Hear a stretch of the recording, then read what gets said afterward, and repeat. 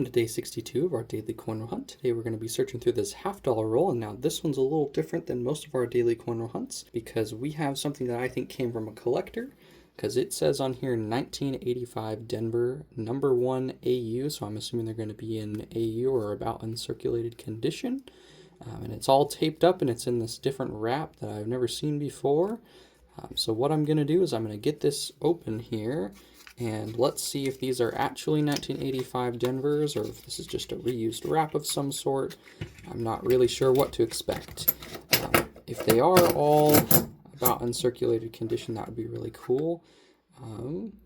Let's see here. That is a 1985 Denver. And it looks like that is what this is. So I'll show you the rims there so we can see them all together. So that's kind of what we're working with here. Now, 1985 Denver wouldn't be silver.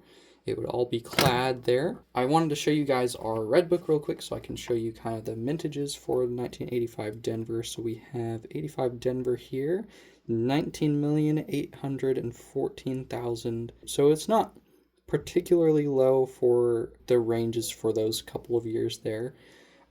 And this is also not a year that I typically look for errors, but what I'm going to do is I'm going to go off camera, look through these, see if I can find anything cool in them, and I'll do some research and see if it's worthwhile keeping this as just a roll of just uncirculated, or they're not uncirculated, but higher grade $half of this year, and I'll bring you back in when I've done some research. Alright guys, I've done some research, so I thought I'd bring you back in. So from what I can see online, there isn't really eBay comps for selling like a whole roll of 1985 Denvers.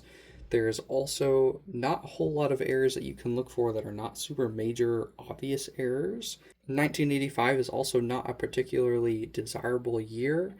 So I don't really understand why a collector would necessarily want just a whole roll of 1985 Denvers.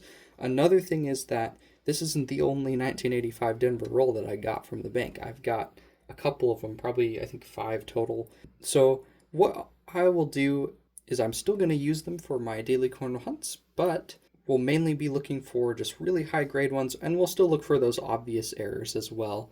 There's some pretty big errors that you can look for, but they're just not very common errors.